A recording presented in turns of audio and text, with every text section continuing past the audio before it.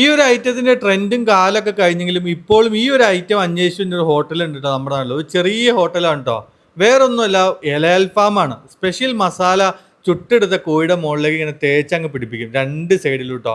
എന്നിട്ട് വാഴയിലയിൽ നല്ല രീതിയിൽ പൊതിഞ്ഞെടുത്ത് ചുട്ടിങ്ങെടുക്കും. ഇത് കഴിക്കാൻ വേണ്ടിയും ഈ മസാല കഴിക്കാൻ വേണ്ടി ഒരുപാട് പേര് ഇവിടെ എത്താറുണ്ട് കേട്ടോ. അൽഫാമും ഷവർമയും അതുപോലെ തന്നെ രാത്രി സമയത്ത് നല്ല കിടിലൻ ചൂടൻ പൊറോട്ടയും അതുപോലെ തന്നെ ബീഫ് ഫ്രൈയോ ബീഫ് റോസ്റ്റോ ചൈനീസ് ഐറ്റം ഒക്കെ കിട്ടുന്ന ഒരു ഹോട്ടലാണ് നമ്മൾ ഇന്ന് പരിചയം. മൂന്നാറിലെ യാത്രയൊക്കെ കഴിഞ്ഞ് തിരിച്ചു വരുമ്പോൾ നിങ്ങൾക്ക് കയറാൻ പറ്റിയ ഒരു സ്പോട്ടാണോ. രാത്രി അതുപോലെ നല്ല പൊറോട്ടയും ബീഫൊക്കെ കഴിക്കാനുണ്ടെങ്കിൽ നേരെ ഇങ്ങോട്ട് പോരെ.